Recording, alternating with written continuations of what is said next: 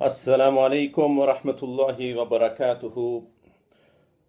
Alhamdulillah, all praise and thanks be to Allah, and peace and salutations be upon the last and the final messenger Prophet Muhammad sallallahu alaihi wasallam. Today's topic is on the Uniform Civil Code, an utter failure concept. The government is talking about bringing in a uniform civil code wherein they want to legislate and govern certain regulations to govern the marriages and divorces and all the aspects in a personal life of a human being. So they want to say that they want a common system for all the people of India, right from Muslims and Christians and Jains, and for all the people. They want to have a common system of marriage, divorce, and all the things that the matters of inheritance, everything, standardized and systemized in a way that everybody has to do one common thing. This is what their concept is. Now, I want to begin my discussion in the light of one article which I read in the Muslim Mirror. Zafar Sareshwala, one of a very close associate of the current PM, the current Prime Minister, Mr. Narendra Modi, Zafar Sareshwala, he said, and it has been registered in the Muslim Mirror, saying that why the Muslims are reacting immediately. This Uniform Civil Code would harm the non-Muslims. It would harm the Hindus more than harming the Muslims. Why is that the Muslims are reacting so spontaneously and so instantly? That's what Zafar Sareshwala Saab he had said. And I was going through the article and I found that in 1972, Golwalkar, one of the main heads of the RSS, the RSS is the right-wing Rashtriya Swayamsevak, he had said in an interview to K.R. Malkani, who happens to be the editor of Organizer, the mouthpiece of RSS, he said, do not rake up the issue of uniform civil code because it is not practically achievable in a country where there is diverse cultures. There's so many diversity within the Hindus. Don't bring up this issue and it is not achievable. This is what the right-wing leader, an RSS man, he had to say. And these people who are raking up this issue, they know very well it is not achievable. They know very well it is not achievable because their leaders have already said, and they have tried it right from 1972. And in 1972, thereafter, when this issue was being brought up, that's when All India Muslim Personal Law Board came into existence.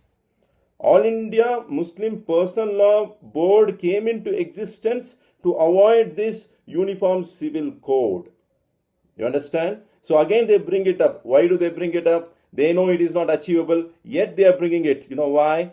It is a matter of diversion. They want to divert you from the main questions. They want to divert you from the questions which were raised by many leaders about the black money coming back to India. Where is the black money coming back to India? About the plans the government wanted to do, about the Kashmir issue where people are being massacred, our own Indians have been killed by our own pellet guns. So what's happening? These are the questions which have been forgotten in the course of the discussion of Uniform Civil Code. That's it. That's the game plan. Okay, let me go further to explain how big of a failure concept is Uniform Civil Code. There is a system called HUF, Hindu Undivided Family. Hindu Undivided Family. Under the provision given to the Hindu families of Hindu Undivided Family, these Hindu families, they can achieve the income tax benefit. And that is exclusively for this community, for the Hindu community. And if they are talking about Uniform Civil Code, this benefit will also be removed from the Hindu community. So it is going to harm them. And Hindus, if you see, there are so many sects, so many groups, so many factions who are different from each other. You talk about Brahmana, Kshatriya, Vaishya, Shudra. There are four categories mainly the Varnashra Dharma, it has Brahmana, Kshatriya, Vaishya, Shudra. The Brahmana is the high caste, then the Shudra is the lowest caste, and in between there are so many. And in them there are subsects. There are Acharya, they are so many groups. If I have to Shaivas, Vaishnavas, the people who believe in God, the people who don't believe in God, all of them are within the Hindu religion. It's a very complex system. And if they want to standardize there, it is impossible even there. The Hindus, I have visited many marriages, okay? In some of the marriages in the Hindu system, they marry so fast, maybe they start about few minutes and they ended up within few minutes. And there are certain marriage rituals which goes for 2 days. They start today and it goes on to tomorrow, and the next day they get it actualized. The marriage gets actualized. So it takes so much of process. The people who has to move around the yagna for 7 times or how many ever times, they have to look into the sky and so many things. Some people, they don't agree upon that. Some people agree upon this. There are people who eat beef among the Hindus, among the Dalit community. There are people who are purely vegetarian. How can you have uniform civil code? When you're saying uniform civil code, it includes marriage, it includes divorce, it includes everything from birth to death. The funeral rites, how you conduct the funeral rites. In Muslims, among the Muslims, the way we conduct the funeral rites are different. The way the Hindus conduct the funeral rites are different. In India, if you happen to see in place like Haridwar, Rishikesh, you come across people who eat even the dead human body. There are people who are agoris. There are people who are Nanga Babas. The Nanga Babas, they are name itself Nanga. They are nude. They walk around in groups, in flocks, without wearing a single piece of garment on their body.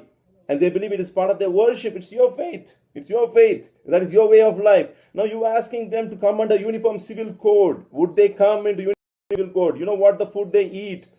They drink from the skulls of the dead human beings. And all of these things are reported in the mainstream media. And how do you bring all of us into one system saying that we are going to have a uniform civil code? I say this is an utter failure concept which they are aware of. They know very well, but they want to divert you. They want to divert the entire people of India by debating over this futile concept. This is what their concept is. You understand? So I want to say it is purely unachievable. It's not going to be achievable, but we are wasting our time. The Muslims are worried as though our rights are going to be snatched away. Believe me, it is not going to happen. It's never going to happen. I say it's never going to happen, inshallah. Venkaiah Naidu, he's got a problem. He said, we want to bring the uniform civil code because we talk about gender equality. We want gender justice, and we see that not being implemented in some of the communities, making a gesture to the Muslim community. I will tell you, I'll come into that point. And he's saying that, Venkaiah Naidu is saying that gender equality. I say, you see, gender equality, you are talking about gender equality. You go to the mandirs, you go to the temples, you come across the pujaris. The pujaris are the priests.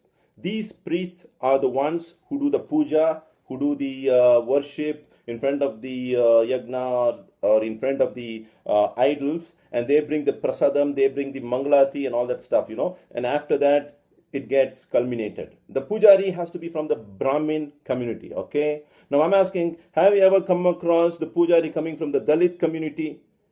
Do you have a system where you say equality? Why don't you have the pujari coming from the Dalit community and you all Brahmins and Venkaiah Naidu go and take the prasadam from his hand? Do you do that? You don't do that. Where is the equality? Where is the equality? Come on, tell me. And if you are saying gender equality, why don't you have a Hindu woman perform the puja, and she comes and she gives you the the mangalarti and she gives you the prasadam? Why don't you take it from that? Do you have a woman doing the puja? Do you have a woman pujari? Would you accept it? You say, no, we don't accept it. Oh, where is the gender equality, my dear? Where is the gender equality? What are you talking about? So gender equality does not mean that all that men do, the women have to do. It doesn't mean that all that the men do, women need not do that. And the same thing applies. All that the women do, the men need not do that. They have got their own way of life. Men have their own way of doing things. Women have their own way of doing things. And they are given certain amount of freedom to help one another. But you don't expect them to do everything, right? If you think, then give an answer for my question on Pujari. And the issue of divorce, he was talking about issue of divorce. You see, you look into the factual statistical reports, divorce is more rampant in other cultures than in the Muslim cultures. In talaq system, what is talaq? Talaq is just the word divorce, the same thing translated. If you say divorce, the same thing translated is talaq. And they're talking about talaq, talaq, talaq, triple talaq. What is triple talaq? If a person is saying the word talaq thrice or 100 times or whatever, for the talaq to actualize, for it to culminate, it takes 3 consecutive months. That is 3 consecutive months of the woman's menstrual cycle period. So only after that the talaq is considered as a talaq. Before that, if two of them want to reunite, they want to reconcile, and they want to patch up, then it is done. Talaq is void. So where is the question of hue and cry? All these gimmicks, all gimmicks you do. You see, the talaq is given in such a way that the man pronounces the word. The same, comfort is given to the woman. If at all she doesn't want to live with the husband, she also can take khula. In a khula, the lady goes and talks to the qazi, and the qazi looks into the system where is it a requirement for her. We would try to convince her, we would try to help her, counsel her, so that it's she. See, the one thing is, people are saying, why is that the woman has to go to the qazi, for the man he doesn't have to go to the qazi? Who gets pregnant in the marriage, my dear? If a man and a woman comes to a marriage contract, who gets pregnant? The man doesn't get pregnant. Who has to carry the child? Who delivers the child? Who takes all the pain? And in the divorce, who is going to be harmed much? It's the woman. And if a woman is going further for the khula, there is a need to counsel her and to inquire if it is not done in a haste. If she is giving the divorce in a haste, then it's going to harm her.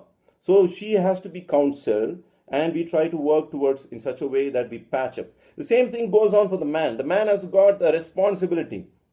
The man is the one who has got higher responsibility, and his decision is very important. And I want to say, if a man doesn't want to live with a woman, in what way can you lead a peaceful life with him? If he is not interested, how can you really make any sense out of that wedlock? So, in Islam, the entry to a marriage contract is easy, and the exit to the marriage contract is also easy. How does it happen? How does nikah happen? 2 witnesses, and the bridegroom and the bride's wali. Wali is the guardian, could be a father or close relative, with the meher, the dower gift which has to be given to the bride. If these are the things ready, within a minute the marriage is done. The marriage can be done. So marriage happens so fast, so is the divorce also. Divorce also can happen so fast. It's like a system which is made easy for mankind. So you cannot debate over our system.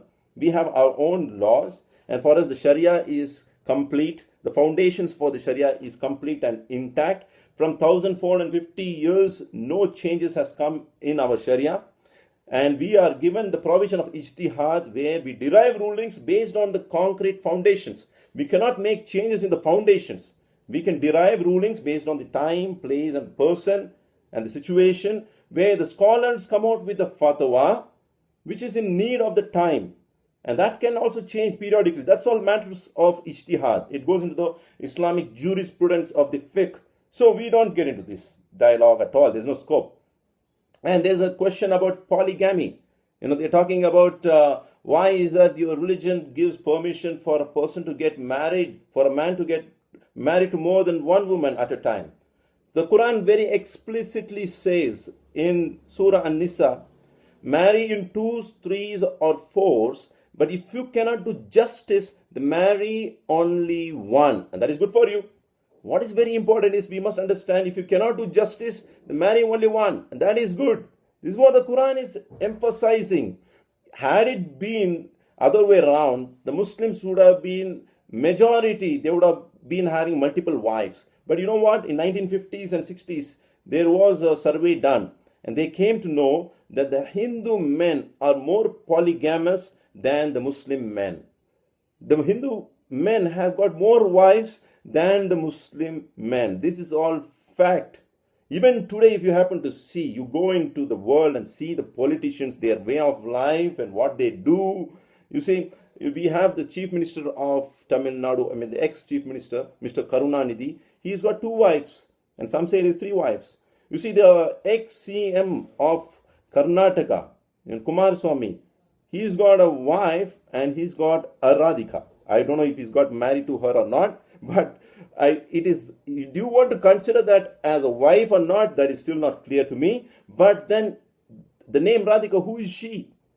You see, these people, they have a lifestyle where they also live with women without the marriage wedlock. They don't give the honor of a wife even to many of them.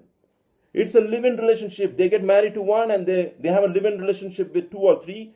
Who cares? And live-in relationship is accepted in the court of law. In Indian scenario, the live-in relationship is accepted. A man living with more wives or not, the man living with more women without a marriage contract, with the consent with both parties, it is something which is permissible according to Indian government. Now you tell me what is right and what is wrong. So polygamous relationship you find amongst the non-Muslims in rampant. The Muslims are very less when compared to the non-Muslims. And if you see the books, the Puranas and the Hindu scriptures, see Dasharatha, who happened to be the father of Rama, he had 4 wives.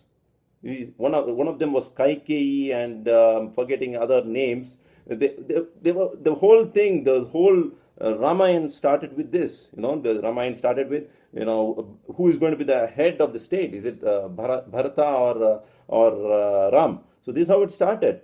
And Ram had to go for 14 years of Vanvas. He had to go to the jungle. So now, how many wives did the father of Rama have? The one whom you revere as God, Rama, he had a father who had 4 wives. What do you have to say about this? Multiple marriages in Hindu culture was there. And you go into a simple survey, you'll come across the Hindu gods, they have got multiple wives, consorts. And all of that you'll find in their scriptures. And if you happen to see Krishna's life, you see Rukmini and Radha, 2 wives. And apart from that, consorts, it says he had wives, lakhs of them. He had lakhs of them, lakhs of wives according to the Hindu Puranas and their scriptures. You come to know he had some 16,000 or 16 lakhs. I'm not sure. I forget it now. It could be thousands or it could be but anyhow, multiple wives. What do you have to say about that? And the gopis and all these stories, Krishna Leela, what all we have read. I've read Krishna Leela to some extent, wherein, when the women are taking bath, he goes and picks up their clothes and he tells, if you want to, you come out of the river bed and you collect it. And all these things we have read. So now what do you have to say about all these things? We don't agree with these things, but what I'm trying to say, multiple women and multiple wives and consorts are there in your scriptures. What do you have to say about that? What do you have to say about that? So they say they have a problem, and I say you are accepting live-in relationship. What is the live-in relationship? A live-in relationship is a system where a man and a woman, they come together without any contract. At any point in time, they can part away. And at that point in time, the woman is being harassed in the sense the man lived with her and then she will get pregnant. He will not get pregnant. She's the one who has to suffer, and he gets very comfortably another woman, but she will be carrying a child. And now they are asking about her maintenance in the court of law now. Now I'm asking, this live-in relationship, which you acknowledge to be a way of life, it is happening even without giving a divorce, even without giving a talaq even once. Anybody can come and anybody can go at any point in time. When you can accept live-in relationship, what is the problem with you accepting our lifestyle, which is much more superior, much more powerful and much more disciplined?